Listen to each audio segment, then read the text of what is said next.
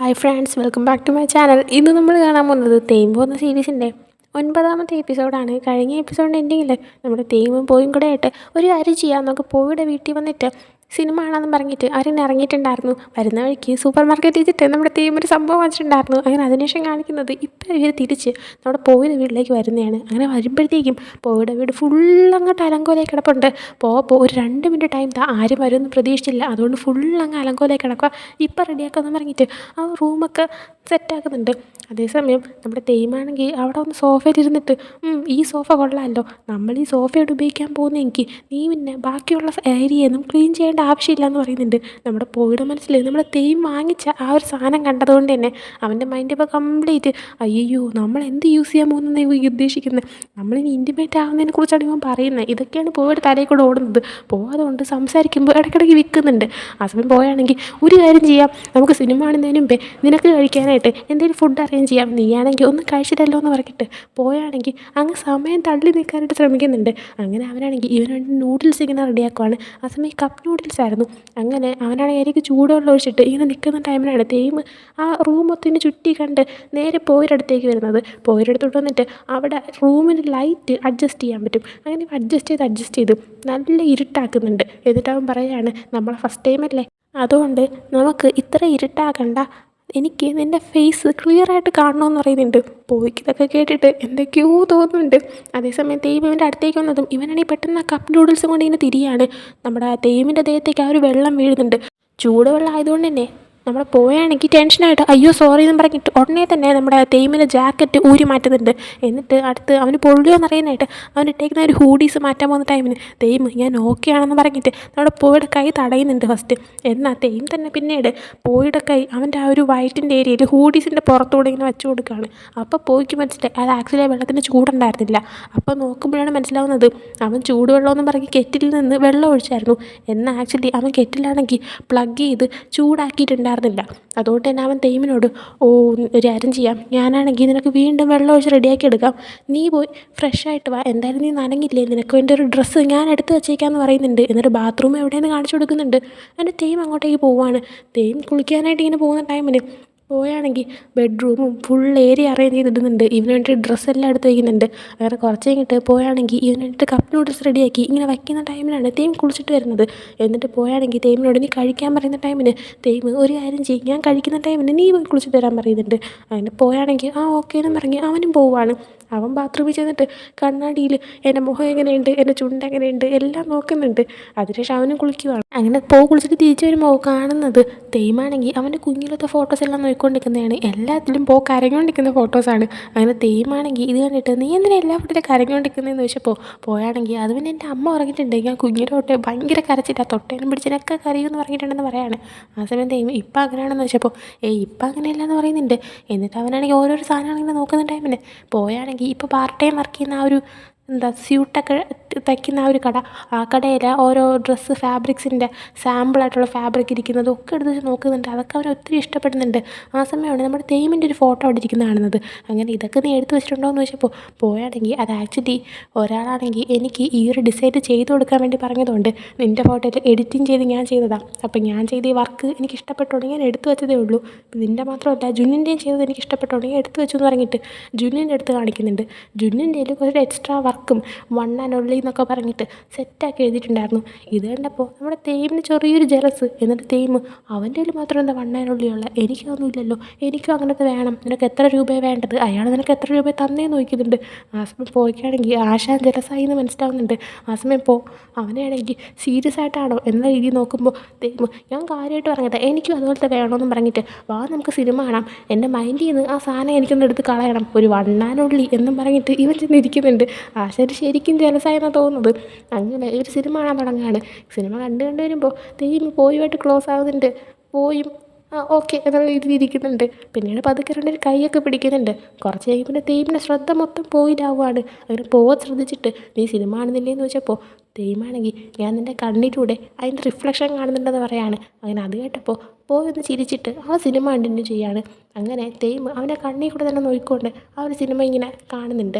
അതേസമയം തേയിമാണെങ്കിൽ ഇവൻ്റെ അടുത്ത് ക്ലോസ് ആയി വരുന്നുണ്ട്, കിസ്സ് ചെയ്യുന്നൊരു സിറ്റുവേഷൻ ആവുന്നുണ്ട്. എന്നാൽ അവനെ തന്നെ റെസിസ്റ്റ് ചെയ്തിട്ട് ഞാൻ വീട്ടിലേക്ക് പോകാമെന്ന് പറഞ്ഞിട്ട് പെട്ടെന്ന് തന്നെ എഴുന്നേറ്റ് അവൻ്റെ ജാക്കറ്റും എടുത്ത് അവിടെ നിന്ന് അങ്ങ് പോവുകയാണ്. അവൻ പോയി കഴിഞ്ഞപ്പോഴത്തേക്കും സൂപ്പർ മാർക്കറ്റിൽ കയറി വാങ്ങിച്ച ആ ഒരു സംഭവം അത് ഒരു കവറിലാക്കിയിട്ട് അവിടെ ടേബിളിൽ ഇരിപ്പുണ്ടായിരുന്നു. തേയിമാണെങ്കിൽ പോയ ഉടനെ എഴുന്നേറ്റ് അതെടുത്ത് നോക്കുവാണ്. നോക്കിയപ്പോഴാണ് മനസ്സിലായത് നമ്മുടെ വിചാരിച്ച പോലെ പ്രൊട്ടക്ഷന് സംഭവമൊന്നും ആയിരുന്നില്ല. അത് ആക്ച്വലി ഒരു നാരങ്ങയുടെ ഒരു മുട്ടായി ആയിരുന്നു. അപ്പോഴാണ് പോയിക്ക് താൻ തെറ്റിദ്ധരിച്ചതാണ് എന്ന് മനസ്സിലായത്. അതിനുശേഷം കാണിക്കുന്നത് ഇവരുടെ ഗ്രൂപ്പിൻ്റെ വീടാണ്. അവിടെ പെപ്പറാണെങ്കിൽ ഒന്ന് റെഡിയായി ഇറങ്ങാവോ, പെട്ടെന്ന് നമുക്ക് നമ്മുടെ MV ഷൂട്ടിങ്ങൊക്കെ പെട്ടെന്ന് തീർത്താൽ എഡിറ്റ് ചെയ്തിട്ട് സമയത്തിന് നമുക്ക് നമ്മുടെ പാട്ട് റിലീസ് ചെയ്യാൻ പറ്റുള്ളൂ എന്ന് പറയുന്നുണ്ട്. ആ സമയം ദേ വരുന്നു എന്നും പറഞ്ഞ് ജുന്നും ഡീനാനും നാനും ഇറങ്ങുന്നുണ്ട്.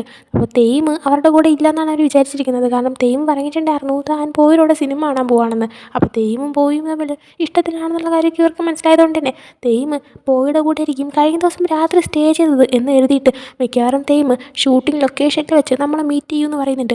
ആ സമയം എന്താ നോക്കിയപ്പോൾ തേയിം അവൻ്റെ റൂമിൽ നിന്ന് റെഡിയായി ഇറങ്ങുന്നു. തേയിമാണെങ്കിൽ രാത്രി തിരിച്ച് റൂമിൽ എത്തി ഇവരാരും ഇറങ്ങിയിട്ടുണ്ടായിരുന്നില്ല.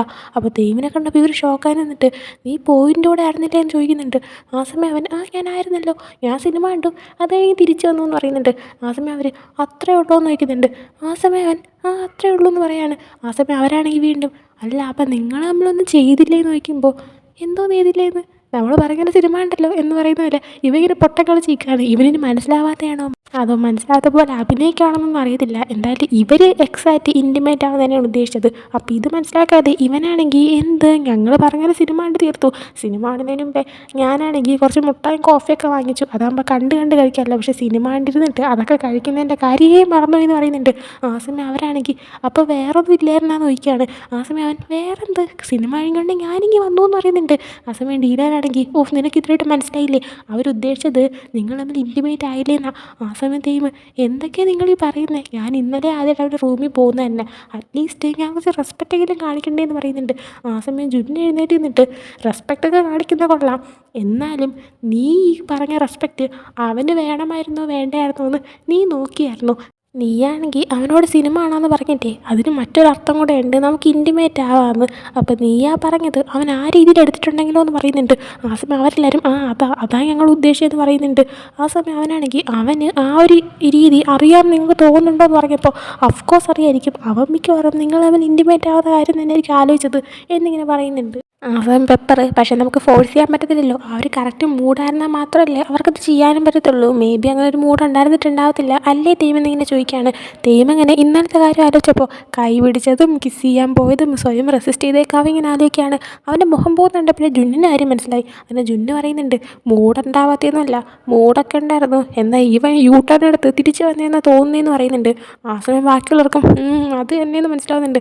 ആ സമയം തേമ് അപ്പം ഇന്നലെ ഞാൻ മൊത്തത്തിൽ കുളമാക്കിയല്ലേ എന്നിങ്ങനെ പറയുന്ന ടൈമിന് അവർ ഉറപ്പായിട്ട് നീ കുളമാക്കി എന്ന് പറയുന്നുണ്ട്. പിന്നീട് കാണിക്കുന്നത് ഇവരുടെ ഒരു മ്യൂസിക് വീഡിയോ ഷൂട്ട് ചെയ്യുന്നതാണ്. അവിടെ പോയാണ് ഷൂട്ട് ചെയ്യുന്നത്.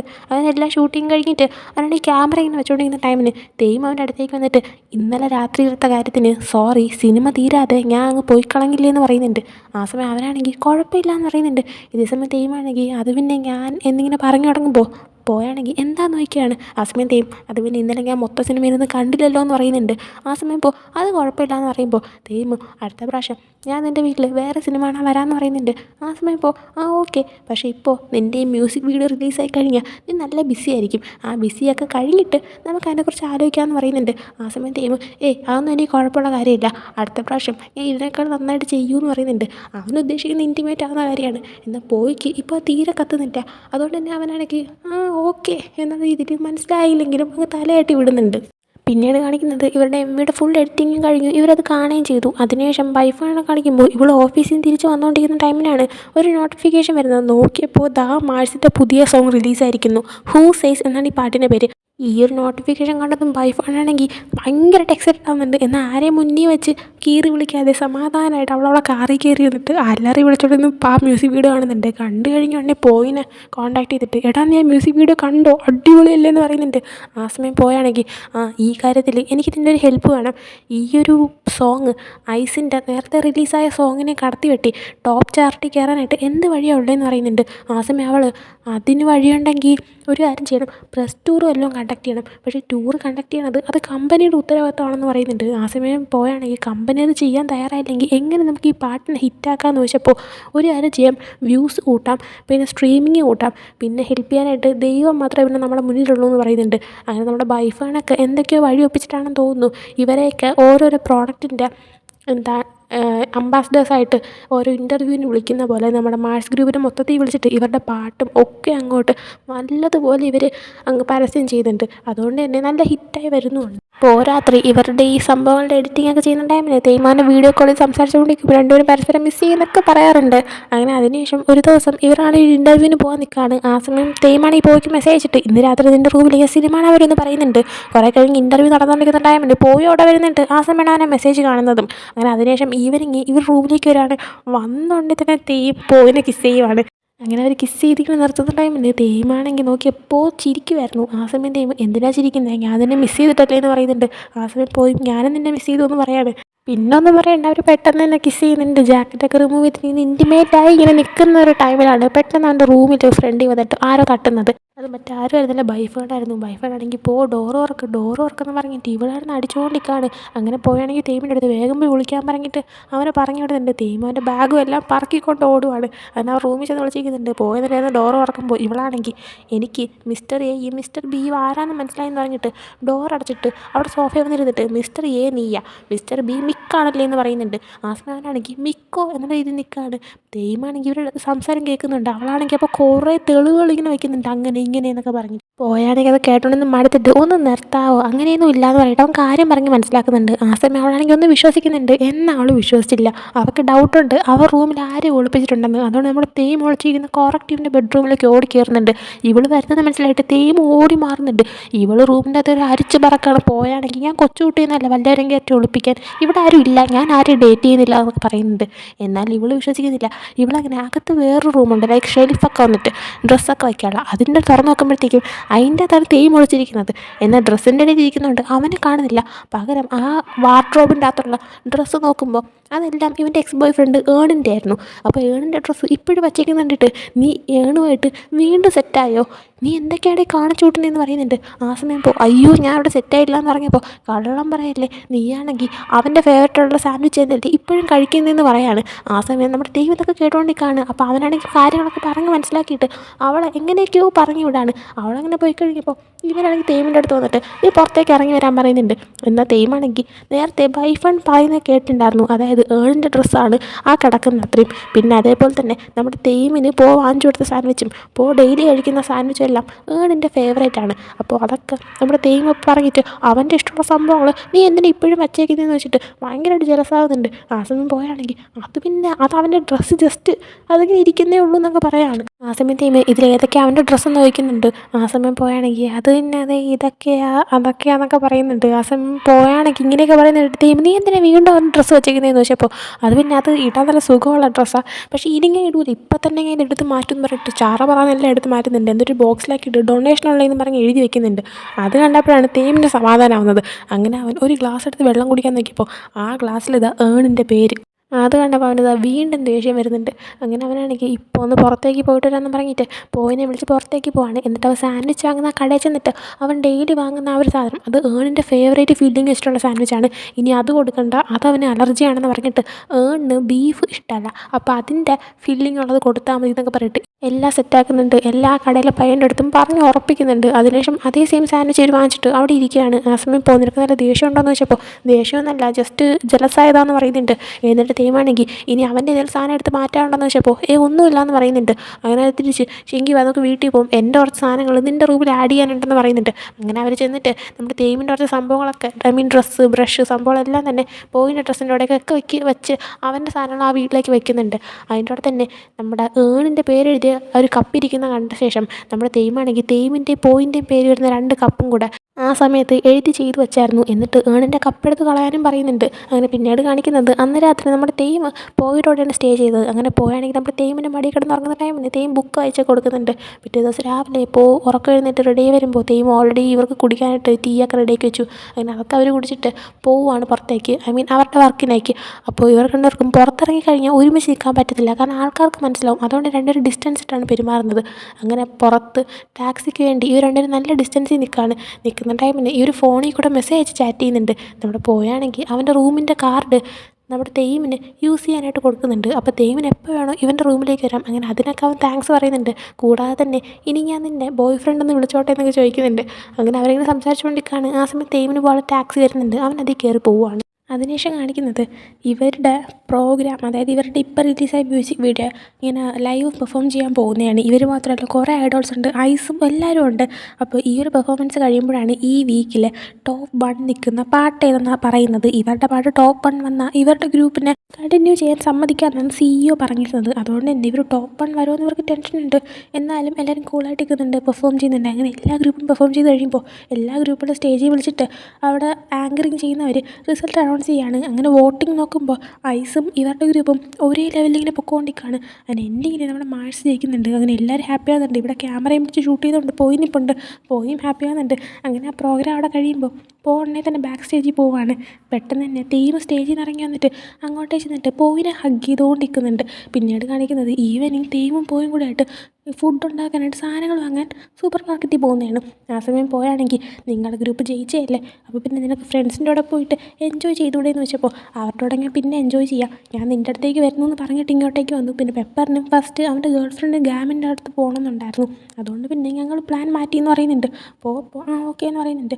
അങ്ങനെ ഒരു സാധനങ്ങളൊക്കെ വാങ്ങിച്ച് റൂമിലൊന്ന് ഒരുമിച്ച് കുക്ക് ചെയ്തു കുറച്ച് റൊമാൻറ്റിക്കായിട്ടൊക്കെ ഇരുന്ന് ഫുഡൊക്കെ കഴിച്ച് സിനിമയൊക്കെ കണ്ടിങ്ങനെ ഇരിക്കുകയാണ്. അങ്ങനെ സിനിമ കണ്ടിങ്ങനെ ഇരിക്കുന്ന ടൈമിന് നമ്മുടെ തെയ്യം പോയിനെ തന്നെ കുറേ കഴിയുമ്പോൾ നോക്കിയിരിക്കുന്നുണ്ട്. അങ്ങനെ പോയും തെയ്യമിനെ നോക്കുന്ന ടൈമിന് ഇവരുടെ കിസ് ചെയ്യാണ്, ഇൻറ്റിമേറ്റ് ആവുകയാണ്. അതിന് ഇതും കാണിച്ച് ഈ ഒരു എപ്പിസോഡ് എൻഡ് ആവുന്നുണ്ട്. അപ്പോൾ ഈ ഒരു എപ്പിസോഡ് നിങ്ങൾക്ക് ഇഷ്ടപ്പെട്ടെങ്കിൽ ലൈക്ക് ചെയ്യുക, ഷെയർ, സബ്സ്ക്രൈബ് ചെയ്യുക.